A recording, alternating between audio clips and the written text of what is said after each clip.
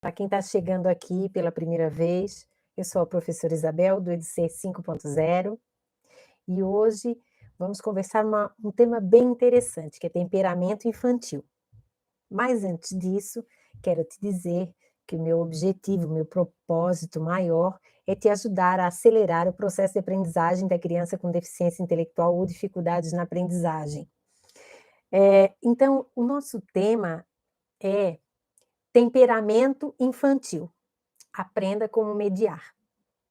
Que a mediação cognitiva é uma forma de interação que a mediadora tem com a criança. Essa forma de interação não é uma simples interação, é uma interação intencional e qualificada.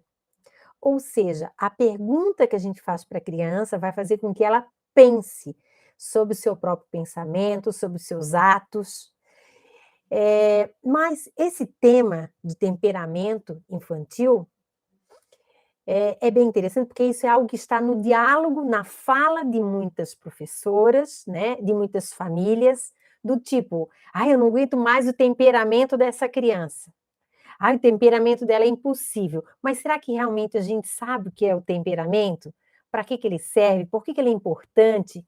Se o temperamento só traz coisas negativas, né? Então é sobre isso que nós vamos conversar. Então, se nós pensarmos, afinal, o que é o temperamento infantil, né? São características, certo? Que estão presentes desde o nascimento da criança e vão configurando a personalidade dela, certo? Então, assim, o temperamento é algo hereditário. E às vezes a gente fala assim: "Ah, esse guri é parecido comigo, mas é igual ao pai". Esse igual ao pai, a gente se refere ao temperamento, ao jeito de ser, né? Ou outras pessoas falam: "Ah, a personalidade dele é igual ao pai". Então, nesse momento, a gente está falando exatamente disso, de temperamento, né? E por que que isso serve? Para que isso serve? Isso serve, para você conhecer a forma como a criança reage aos estímulos externos. Então, cada criança, a partir do seu temperamento, ela vai ter uma relação, uma reação diferente. É como se ela tivesse já um ponto de vista sobre as coisas, e a partir desse ponto de vista, ela então tem uma reação. Conhecer o temperamento das crianças nos ajuda também a conhecer melhor essas reações. Então, muitas vezes eu proponho algo na sala que aquela criança que é mais, né, explosiva, que depois nós vamos dar um nome para isso, eu posso antecipar, né, tirar esse tipo de tarefa e substituir por outras. Porque a gente fala, né, todo comportamento indesejado de uma criança, ou seja, uma reação, né, a algo, tem sempre uma consequência. Geralmente a criança ela gosta dessa consequência. A gente chama que nesse momento talvez a criança esteja querendo uma atenção ou solicitando uma atenção indevida. Não é desse jeito que ela vai conseguir a nossa atenção. Então tem criança que usa o seu temperamento para buscar essa atenção. Então, assim, ó, o temperamento, ele retrata, né, a característica principal da criança. E isso a gente vê, por exemplo, com relação às emoções, como é que ela encara, como é que ela percebe as emoções, a forma de se colocar diante de um conflito, ela é mais passiva, ela é mais ativa, ela enfrenta, ela corre, né? O humor, a dor, porque assim, ó, tem certos temperamentos, né, que é sofrido. Então, a hora que ela sente dor ou que ela passa por um problema, esse momento é puro sofrimento. E às vezes tem gente que fala assim: "Ah, isso aí não é nada, isso aí não é nada", mas depende do temperamento da criança, entendeu? Porque se ela tiver um tipo de temperamento, que nós vamos ver todos aqui, você vai ver que aquela dorzinha, aquela batida na canela, aquela bateu na porta com o braço, aquilo ali vira uma lástima, né, mas faz parte do temperamento da criança. Tem outros que passam, bate pela porta, arranha, arranca um pedaço da pele e não está nem aí. Então, isso tudo faz parte do temperamento. Só que hoje nós vamos conversar um pouquinho sobre esses temperamentos, mas também fazer uma reflexão sobre as nossas crianças com deficiência intelectual. Então, muitas vezes, tem um diagnóstico e ainda ela tem um temperamento, certo? Então, nós temos que saber lidar com isso. Como também tem crianças com um tipo de temperamento que dá uma certa caracterização a um transtorno, e na verdade não é só o temperamento. Por isso que é importante você conhecer o temperamento das crianças, mediar esse temperamento para ver se a gente consegue organizar esse comportamento, né? Para depois sim passar, talvez, para um diagnóstico mais específico. Eu tenho um livro para indicar para vocês, até procurei o meu aqui, mas como eu sou professora de universidade, o que acontece? Eu empresto para os meus alunos fazerem os TCCs, os artigos, depois eles não me devolvem. Mas tudo bem. Então, o nome do livro, vocês podem anotar aí, é O Mistério dos Temperamentos. O Mistério dos Temperamentos, tá bom? Assim, ó, todos nós, todo ser humano, toda pessoa, toda criança, ela tem uma mescla de 4 temperamentos, que basicamente todas as pessoas são categorizadas com esses 4 tipos de temperamento. Ou você é colérico, bravo, explosivo, ou você é fleumático, é calmo ao extremo.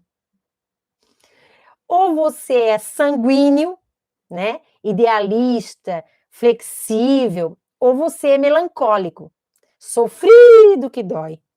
Então, assim, você vai se encaixar dentro de um desse aqui. Só que, na verdade, os 4 nos compõem. Só que tem um que é mais. Tem um que ele é mais evidente, certo? Então, a gente fala que ou é evidente ou é preponderante, aquele que aparece mais. Mas também o seu antagônico está presente. Então, geralmente, eu tenho momentos, por exemplo, de ser colérico, bravo, e tem momentos que eu estou exatamente do meu extremo, extremamente calma, né? Então, mas não quer dizer que os outros tipos também não estejam ali em mim de acordo com o contexto, de acordo com o tempo que eu estou passando, com a minha própria história, né? Então, isso é importante saber. E esse temperamento ele também pode mudar, tá bom? Ele pode ir mudando. Mas algo que vocês têm que compreender é o seguinte: o temperamento é algo hereditário. Então, ele sempre vai aparecer ou um pouco com a mãe, ou um pouco com o pai, pegar esses temperamentos, né? E que tipos? Eu falei rapidamente, mas só para você escrever aí, nós temos 4 tipos: o colérico, fleumático, melancólico ou sanguíneo. Eu vou estar falando aqui a característica de cada um desses e falando como é que a gente pode mediar. Eu vou deixar o colérico por último, porque no colérico eu preparei uma mediação completa, todas as perguntas que eu faria para essa criança no momento de intervenção, certo? Então vamos lá. Cada um desses temperamentos tem uma característica específica, uma forma de se apresentar, uma forma de se comportar, de compreender o mundo e de ter as relações com as outras pessoas. Então, nós vamos pensar assim: nós vamos começar pelo sanguíneo. E para vocês lembrar do sanguíneo com bastante assim clareza, é você pensar no ar. O ar. O ar que está aí, certo? O ar que está aí. Ele flutua muito. Então, é aquela criança que está sempre, parece meio que no mundo da lua, né? Flutua, é leve, é conduzido. Se a professora manda ir, ele vai. Se manda ficar, ele fica. Muito passivo, tá? Ou ele está sempre em movimento, né? Então, tem uma parte que pode ser representada com essa passividade, ou aquele que está sempre no movimento, mas também não sabe para onde vai, né? Não sabe exatamente o que quer, não sabe por que está em pé na sala. Vive com alegria, entusiasmo, é antenado, agradável, repleto de ideias. Basicamente, o inovador, né? Então, a gente tem nesse perfil, né, nesse perfil de temperamento sanguíneo, aquela criança que dificilmente completa uma tarefa, ou dificilmente vai ler um livro por inteiro. Por quê? São muitas coisas que chamam a atenção dele, por isso flutuar, né? E aí, assim, ó, são crianças que não vão conseguir ler um livro até o final, não tem esse hábito. A lição de casa não é terminada, se distrai facilmente. E assim, ó, essa determinação de chegar a terminar uma tarefa, a terminar um trabalho, se esgota rapidamente. E a criança não consegue chegar ao fim. Então, tem algumas coisas aí que é interessante. Essa criança é uma criança que não incomoda, de uma certa forma, né? Mas a professora vê que ele não chega ao final, não termina os deveres, não termina uma prova num tempo que foi determinado. Aí você vai vendo que vai causando um prejuízo. Vai causando, ele vai ficando um pouco sem preencher as tarefas, às vezes com nota baixa, mesmo sabendo o conteúdo, porque não terminou a prova. Aí você pode perguntar assim, olha, então, como é que a gente vai mediar isso, né? A mediação, nesse caso, para que isso não gere uma dificuldade na aprendizagem, essa criança precisa ser mediada, certo? Para quê? Para que ela tenha ânimo de chegar até o final. Então, eu sempre digo assim, essa criança é uma criança fácil de mediar. Por quê? Porque você vai trabalhar com ela a mediação, o critério de mediação de planejamento. Por quê? Porque você vai construir com ela o passo a passo. Então, quando você constrói com ela o passo a passo, ela tem que cumprir todos os passos. Se são 5 passos, ela vai ter que cumprir os 5 passos. Não posso deixar o último para depois ou para outro dia. Então, essa é uma forma de se trabalhar com uma criança que tem esse perfil de temperamento, né? Sanguíneo. Porque daí você aterriza essa criança. Eu digo que ela aterriza, né? Coloca para ela realmente ponto a ponto, passo a passo. E tudo isso, e ela tem que cumprir. Então, quando ela vai na sua mesa dizer, prof, vê se eu já terminei, você pergunta, você já cumpriu o passo a passo? Você já fez o passo 1? Já fez o passo 2? O 3, o 4? E aí você vai mostrando para essa criança que ela tem que cumprir os passos.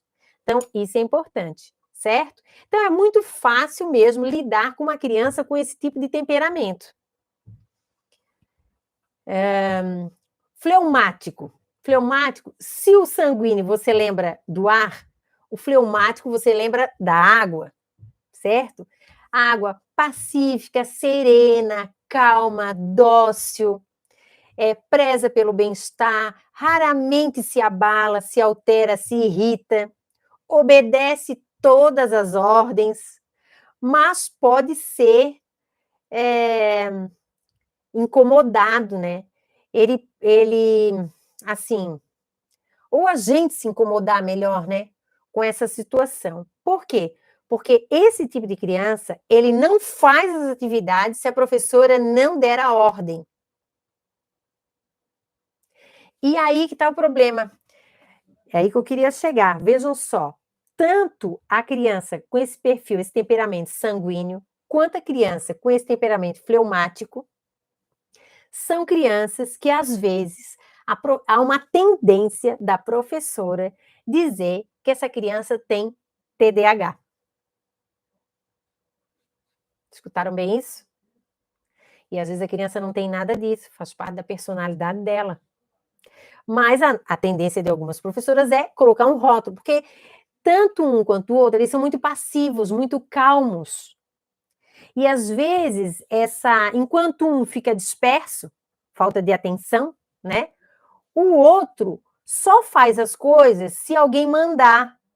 Então, a questão da atenção e da concentração ficam evidentes. E isso é uma característica do TDAH, né? Não é mesmo? Aí a gente já chega fragilizando e rotulando essa criança. Aí encaminha tal, e depois não consegue, às vezes, chegar num diagnóstico. Por quê? Porque não é um transtorno, é apenas um perfil de personalidade, um perfil de temperamento. Tá bom? Qual é o objetivo que eu posso... qual é a mediação que eu posso fazer com essa criança? Foco, e objetivo. Mediação de foco e objetivo. Então, eu posso mediar essa criança para isso, certo? Agora nós vamos entrar no terceiro perfil. Terceiro perfil de temperamento. Nós já vimos o sanguíneo, o fleumático, agora é o melancólico. Gente, o perfil de criança melancólica é aquela sofrida. Tudo chora, é um sofrimento tudo, desde fazer a tarefa, a hora do lanche, a hora de escovar o dente, não se arrisca em nada, chora o tempo todo, tudo na vida é um dilema, faz aquele rolo na educação física, né? Quando eu digo aquele rolo, aquele drama na educação física, que não pegou a bola, ou que escorregou. Então, assim, qualquer batidinha já quase quebrou o braço, né? Faz aquele drama maior do que é. E é interessante, se você perceber, tem até amigas de vocês, adultos, né, que vocês conhecem, que têm esse perfil, porque o temperamento nos acompanha a vida toda. Lógico que a gente vai aos poucos, né, tendo consciência e vendo o que esse temperamento me atrapalha. Aí eu vou mudando. No caso, a criança, como ela não tem essa consciência, a mediadora vai trabalhar com isso. E a mediadora vai fazer com que ela controle esse comportamento, fazendo planejamento, colocando objetivos, focando. Agora, assim, para essa criança que é melancólica, duas mediações são sensacionais. Primeiro, é a mediação de competência. Ela tem condições de sair, de superar, né? E a mediação de alternativa otimista, que ela, como ela é sofrida, ela é muito pessimista. Tudo vai dar errado, que ela não vai conseguir, que desse jeito não dá. Então, a gente também consegue fazer esse tipo de mediação, tá bom? E temos o colérico. Eu vou deixar o colérico para o final, porque eu vou fazer uma mediação lá, completa, como eu trabalharia com uma criança que é colérico. Por que eu deixo para o final? Porque o colérico é aquele realmente desafiador, né? E essa criança que é colérica, ela é confundida com TOD, certo? Transtorno desafiador opositor. E às vezes ela não tem o TOD, ela tem só uma personalidade mais forte, mais, mais bruta, né? Que a gente chama. E isso pode ser mediado também, tá bom? Porque saber do temperamento infantil é importante. De acordo com a personalidade, podemos dar uma ênfase maior para um tipo de mediação ou para outro. O interessante, eu falei aqui, para cada um eu dei um tipo de mediação, mas todos esses perfis você pode usar a mediação de autorregulação do comportamento. Por quê? Quando você trabalha a mediação de autorregulação do comportamento, a criança ela vai ter consciência do seu jeito de ser e da forma como se coloca no mundo. E aí ela mesma pode controlar esse tipo de reação. Ou se perceber e frear esse tipo de reação. Então, esse é o movimento. A mediação, ela é importante para a criança com deficiência intelectual e para a criança com dificuldades na aprendizagem e para todas as crianças também, certo? Assim, ó, esse critério de mediação de autorregulação de comportamento, que inclusive eu já tenho alguns vídeos aí no meu Instagram e no YouTube, serve para que a criança consiga regular, né? Regular, equilibrar essas 4 personalidades, esses 4 temperamentos, porque isso é muito importante, né? Ter um equilíbrio, nem muito passivo, nem muito desatento, nem muito bravo, nem muito sofrido. Em alguns momentos você pode usar um tipo, em outros momentos outro. Então a gente tem que ter um equilíbrio, tá? Porque investir, né? O professor pode estar dizendo, pô, essa live, por que eu vou investir nisso se a minha ideia é só criança com deficiência e não crianças normais? Olha, imaginem agora uma criança com TOD e colérico. Hã? Imagine uma criança com TEA e colérico. Deu para perceber? Então, isso fica potencializado muitas vezes. Tem mãe que diz assim, o meu é TEA, mas é muito, muito passivo, não sai do lugar, enquanto da vizinha é TEA e é um furacão. Então, há também essa tendência do temperamento, entenderam?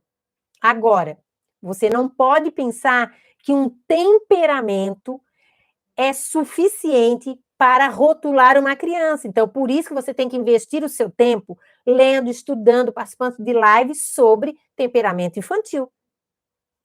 Então, assim, primeiro, para não rotular as crianças com TOD, TDAH ou mesmo TEA. Então, esse é o teu maior cuidado. Não dar rótulos, não rotular essas crianças. Quais são as vantagens da mediação nesses casos?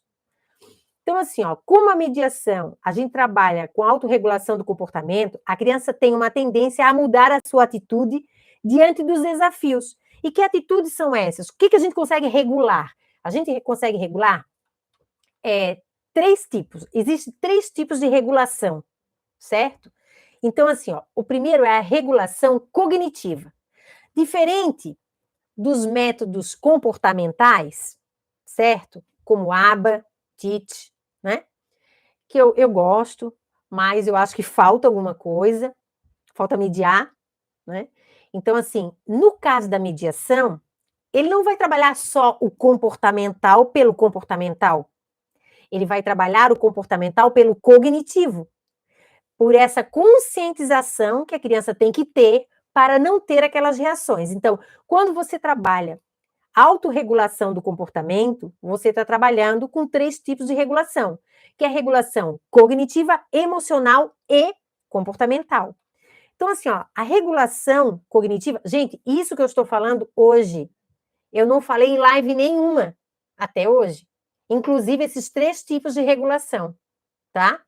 Então, assim, existe a regulação cognitiva, que ela consiste nessa habilidade da criança ter a atenção para fazer ou não fazer uma atividade, tá? E aí entra tanto você inibir um comportamento impulsivo, quanto você incentivar um possível comportamento.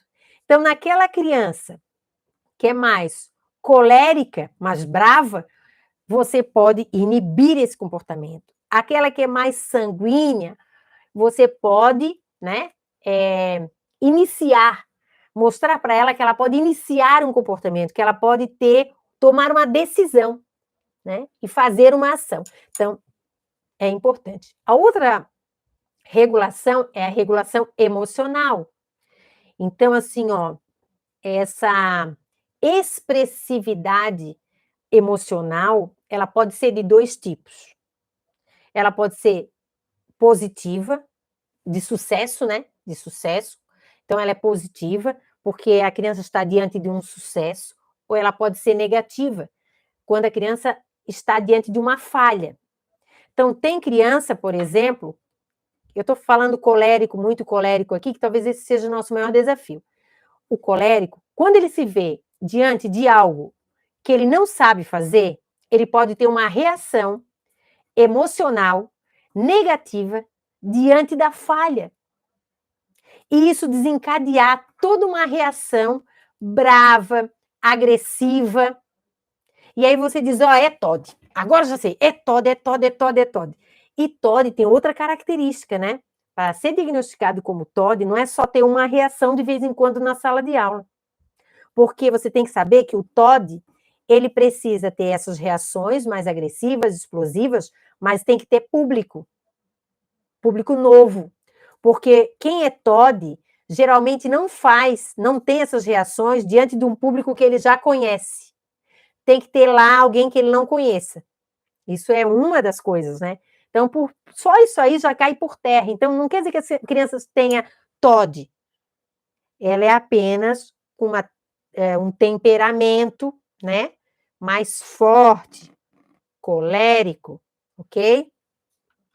Então, nós temos aí, para repetir, a regulação cognitiva, a regulação emocional e a regulação comportamental, que se caracteriza por essa habilidade da criança manejar ou controlar o seu próprio comportamento diante de uma circunstância, diante de uma demanda ou uma orientação dos professores ou de um adulto, né? Então, a criança tem uma tendência a controlar o seu comportamento impulsivo.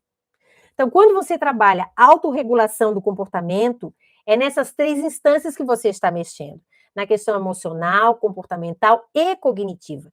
Inclusive, os autores que eu tenho lido muito, eles têm falado que a emoção e a cognição estão juntas o tempo todo, o tempo todo. A gente não consegue se livrar do cognitivo quando a gente usa o emocional. E quando a gente usa o emocional, é o cognitivo que está ali. Até porque o nosso cérebro ele trabalha de forma sistêmica. Está tudo interligado. Então não tem fragmentos, né? Quando é melhor fazer a mediação? Quando, né? Quando é que eu posso fazer essa mediação do comportamento, do temperamento da criança? Qual é a melhor forma ou quando, né? Quando é que eu posso começar a fazer mediação com essas crianças? Assim, ó. Eu sempre oriento para mim as psicopedagogas, né? As alunas psicopedagogas e outras psicopedagogas, eu oriento o seguinte: se aquele temperamento está atrapalhando o desempenho da criança, é hora então de mediar, certo? E aí a gente vai pensar, né? Então, nessa sala de aula, esse comportamento dessa criança está atrapalhando seus colegas, está atrapalhando o desempenho dele, tem muita reclamação dos pais, então, é a hora de começar a mediar, certo? E aí você vai mediar a partir desse momento, onde a queixa das outras pessoas estão chegando até você, né? Que você vai ser professora. Geralmente a gente vê essas crianças, a gente reconhece essas crianças muito mais fáceis do que os pais. Às vezes a criança passa 7 horas na escola. Olha, eu tenho crianças que eu chego na escola todos os dias às 7 da manhã. Eu chego exatamente às 7. O portão ainda não está aberto, mas já tem gente no portão querendo entrar às 7. E eles entram às 7 junto com todo mundo que está lá, né? Mas assim, entram muito crianças às 7 e saem às 7 e vão para casa. Então elas passam 12 horas na escola. Quando chega em casa, toma um banho, janta e dorme. E aí, no outro dia, se acorda e vem para a escola. Então, elas vivem muito mais com a gente do que em casa com os pais. Então, a gente consegue perceber esse temperamento e o quanto esse temperamento pode estar vinculado, né, a um transtorno, a uma deficiência, ou alguma dificuldade na aprendizagem, e está atrapalhando o desempenho dessa criança. Essa live vai ficar gravada para depois vocês assistirem. Onde é que você, professoras, estão errando nesse sentido? Eu gosto de falar do erro, porque assim, gente, ó, aceita que dói menos. E quando a gente aceita, a gente repagina. A gente aceita que aquilo talvez faça parte da minha vida enquanto professora, e aí eu tomo consciência disso e posso modificar. Sartre dizia assim, ó, primeiro o homem, usando o homem, né? Primeiro o homem tem que saber o que fizeram dele. E depois ele vai escolher o que ele pode fazer com o que fizeram dele. Então, assim, o que eu estou fazendo com vocês? Eu estou mostrando possibilidades, mostrando como o cérebro funciona, mostrando nessa live o temperamento das crianças. Agora, o que você vai fazer com isso só depende de você. E você só tem 2 possibilidades. Ou você não vai fazer nada, ou você vai começar a mudar a sua prática pedagógica, com um olhar mais luxuoso sobre a criança, sobre o comportamento da criança, sobre o potencial da criança, certo? Então, assim, ó, por isso que eu gosto de trazer alguns erros. Por quê? Eu também me vejo nesses erros. Eu também sei, eu também fui professora durante muitos anos de sala de aula, vocês entendem? Então, eu vejo que se comete esses erros. Eu também cometi alguns erros desses aqui. Então, assim, ó, primeira coisa, onde é que as professoras estão errando? Onde é que nós estamos errando? Primeiro, é nesse diagnóstico precoce. Então, a criança é colérico, eu já quero dizer que ela é TOD ou TEA.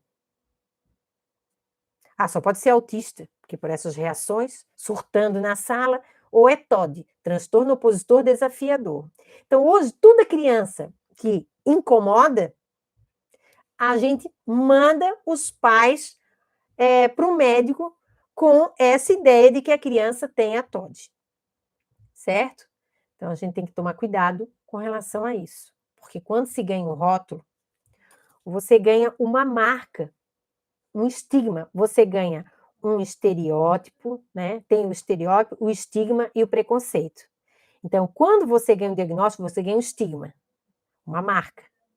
Essa marca, ela carrega um estereótipo, que é uma ideia que o outro tem, né? Ou que a sociedade tem. E essa ideia é cheia de preconceitos. Então, nós temos que tomar bastante cuidado antes de dar um rótulo para as nossas crianças. Fleumático.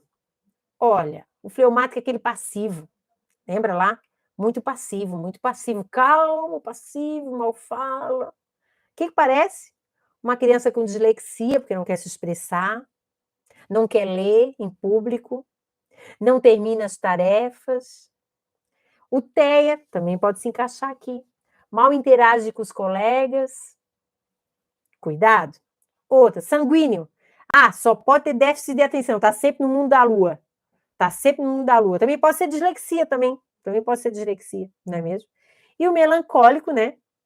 Meu Deus, essa criança só pode ter uma depressão. Só pode ter uma depressão, só pode ter um transtorno do humor, porque é uma criança sofrida. E assim, gente, a gente vai rotulando um ao outro. Então, eu digo para vocês assim, ó, não rotulem as nossas crianças, certo? Sem rótulo. As crianças, elas podem ter uma deficiência e, junto, carregar uma característica de temperamento, de personalidade. Então, nós temos um colérico TOD, que Jesus amado sai de perto, não é mesmo? Sobra para todo mundo. Então, sabe, nós tínhamos aluno, eu sempre gosto de contar, né? Nós tínhamos um aluno lá na escola e que ele me bateu várias vezes, porque a gente tinha que conter ele, porque ele começava a jogar cadeira, ele só tinha 8 anos. Então, quando a gente pegava ele no colo, tá, ele mordia, batia, arranhava, puxava cabelo. E aí, daí a gente chamava o pai, né, para vir também nos ajudar um pouco. Quando o pai chegava, o pai era igualzinho a ele. Igualzinho a ele. Igual. Então eu vi assim, ó, que o guri tinha o TEA, né? Que ele para nós ele era autista, e ainda carregava a personalidade do próprio pai, que era extremamente bruto. Então, lembra que os neurônios espelhos, eles também captam o seu entorno como um modelo? A criança com TEA também copia. Imagina ela todo dia com esse pai agressivo desse jeito, bravo desse jeito. E dizia, esse meu filho não tem TEA coisa nenhuma, a cinta é que é boa, a cinta que vai botar ele no eixo. Então, para vocês terem ideia de que é muito importante os pais conhecerem os seus filhos, conhecer a deficiência, conhecer a personalidade. Nós estamos trabalhando aqui de crianças por inteiro. Eu não posso só pegar e dizer tem TEA. Não. Por que tem TEA? Um é diferente do outro? Porque das questões é sobre temperamento, né? Que ele vai copiar, ou vai nascer, né? Como diz, né? Com o temperamento de um pai ou de uma mãe, e esse comportamento vai ser fortalecido pelo contexto social. Então, ele vai copiar, mais ainda. Como fazer para mediar uma criança? Para isso, eu vou dar um modelo aqui para vocês, tá? Eu vou pegar o exemplo de uma criança que é colérica, certo? E o colérico, que a gente não falou nada ainda, só botei que lembrava, cólera é a mesma coisa que ira, né? É o eu que prevalece nesse temperamento. Tudo gira em torno de si mesmo. E o colérico, ele tem um lado positivo, sabe? Que é esse ser ativo. É aquele que comanda a roda com os colegas, toma decisão, controla e cria as brincadeiras e sempre manda nos seus amigos. E dificilmente aceita as regras. O que é isso aí? Não é parecidinho com o Todd? É, né, gente? É bem parecido com as características, mas não é Todd, certo? E não cede à pressão. Então, imagina, ele não cede a pressão nenhuma. Então,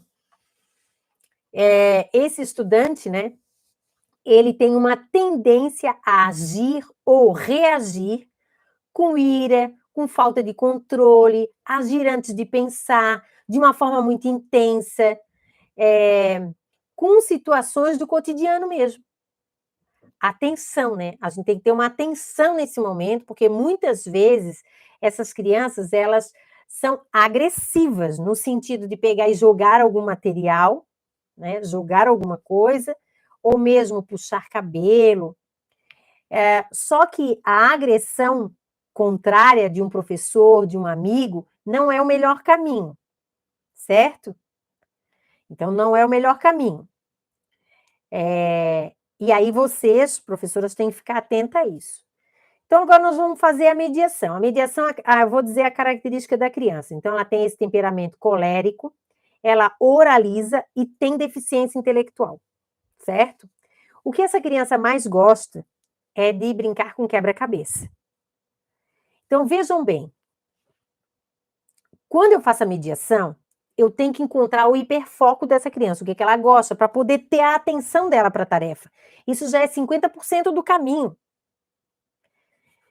Então, nós vamos fazer a mediação desse quebra-cabeça. Você pode pegar qualquer quebra-cabeça aí, de muitas peças, poucas peças, conforme você vê se a criança gosta ou não do quebra-cabeça, né? Então, assim, primeiramente eu tenho que colocar para essa criança a minha intencionalidade. Vamos brincar com esse quebra-cabeça? O que você acha? Olha, todo quebra-cabeça tem regras. Você sabia? Porque com essa criança que é explosiva, eu tenho que trabalhar regras. Eu tenho que trabalhar a tolerância. Eu tenho que trabalhar o controle. Como é que a gente trabalha o controle? Com regras. Então, eu vou mostrar para essa criança, na mediação, que a regra é fundamental, é importante. Sem regras, acontecem algumas coisas que não vão ser muito boas. Só que eu não vou direto a esse assunto. O quebra-cabeça é só para eu ter a atenção da criança. E eu vou envolvê-la numa conversa mediada, tá bom? Por isso, a minha intencionalidade é essa que eu falei para vocês. Para começar a montar o quebra-cabeça, o que é necessário? Quantas peças há nesse quebra-cabeça? E como podemos ter certeza disso? Já começa a trabalhar. Aqui se trabalha tudo na mediação matemática, identificação, classificação. Há alguma informação nesse quebra-cabeça que realmente me diz que tem esses números de peças? Geralmente quebra-cabeça vem numa caixa e na caixa tem escrito que o quebra-cabeça é com quantas peças. É isso que eu quero na criança, é a atenção dela para os detalhes. Porque quem é impulsivo vê o todo e não vê os detalhes. Então, quem é colérico é agressivo, independente se a pessoa for grande ou menor que ela. Então, ela tem que perceber o detalhe. Pô, eu não posso bater nesse grandão aí, eu não posso bater nesse pequeno aqui. Entenderam? Eu não posso bater nesse menino porque ele é o meu colega da sala, é meu melhor amigo. Então, eu tenho que puxar a atenção dessa criança para os detalhes. Então, eu vou fazer isso cognitivamente com o quebra-cabeça, fazendo com que a criança tenha esse hábito de ir aos detalhes para ela transcender ou fazer uma transformação mental para o seu comportamento. Então, eu trabalho do cognitivo para o comportamental. Por onde você vai começar a montar o quebra-cabeça? E por quê? Então, eu quero justificativas, eu quero argumentações. Teria alguma regra específica desse quebra-cabeça? Qual ou quais regras? Existe? Todo quebra-cabeça tem uma regra, certo? As peças que têm um contorno, né, retinho, elas ficam na beirada. As cores, muitas vezes, são próximas. Outra regra é que você pode consultar o modelo da peça já feita. Então, existem regras e tem que ser cumprida, porque senão você vai demorar muito tempo para construir o quebra-cabeça. Aí eu posso perguntar para a criança: você gosta de desafios? Por quê? Todo colérico gosta de desafios. Se você não conseguir as regras desse quebra-cabeça, aliás, se você não seguir as regras desse quebra-cabeça, o que pode acontecer? Você gosta de seguir regras? Por quê? Que cores são mais representativas nesse quebra-cabeça? Essa ideia de cores poderia ser uma regra ou uma pista importante? Agora vamos montar o quebra-cabeça. Viram? Primeiro eu botei a minha intencionalidade, peguei algo que a criança gosta, que é o quebra-cabeça, explorei vários detalhes, explorei a regra e a importância da regra e deixo a criança brincar e tentar montar. Enquanto ela está brincando e montando, eu posso continuar conversando com ela, ou seja, mediando. Se você tivesse que ensinar como montar um quebra-cabeça, como você faria? Será que seu colega gostaria da sua explicação? E caso ele não gostasse, o que você diria a ele? Por quê? Porque o colérico não gosta de contradição, não gosta de ser contrariado. Entendeu? E é ali que eu quero chegar. Então, eu estou indo, como a gente diz, pelas beiradas, não é mesmo? Será que essa é a forma ideal de você conversar com seu colega? Teria uma outra possibilidade? Qual? O que eu estou gerando nessa criança? Uma reflexão que aquela, não sou eu que estou dizendo, que aquele modo de reagir contrário ao amigo, né, é bom ou ruim. Eu estou fazendo é refletir sobre. E estou dizendo, existiria uma outra possibilidade? As pessoas gostam do seu jeito de falar e se expressar? Por quê? Por que você às vezes fica irritado? O que mais te deixa desse modo? Como podemos mudar isso? Porque eu quero que ele veja uma alternativa otimista, uma alternativa diferente. Teria alguma alternativa? Quando você fica bravo? Quando? Quais são os momentos? Como é que fica o seu corpo? Como é que fica a sua voz? Como é que fica o seu rosto? Gente, o que eu estou fazendo com isso? Que ele tenha consciência das reações. O que te deixa mais bravo? Precisamos saber. Vamos escrever aqui uma lista de todas as coisas que te deixa bravo. E a gente escreve numa lista, um a um. E ao lado, nós vamos escrever como isso poderia te deixar feliz. Certo? É uma estratégia, a gente vai construindo. Dessas coisas que escrevemos, podemos escolher duas para tentar resolver como faríamos. Então, vamos pensar que a criança colocou: meus amigos não me obedecem, porque é uma fala bem comum, né? E aí eu pergunto: como você gostaria que fosse? E por quê? Será que seus amigos também não querem que você obedeça? Como ficará essa situação? Você querendo que eles te obedeçam e eles querendo que você obedeça a eles? Como é que ficará essa situação? É possível mudar isso? Como? Ao invés dos amigos obedecerem, poderíamos apenas convidar os amigos. O que você acha?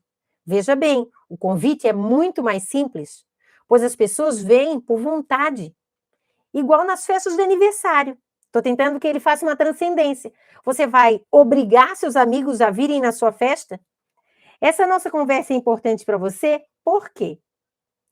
Então, gente, vejam bem, nós temos todo uma estratégia específica para trabalhar com as crianças, mesmo elas não tendo uma deficiência intelectual.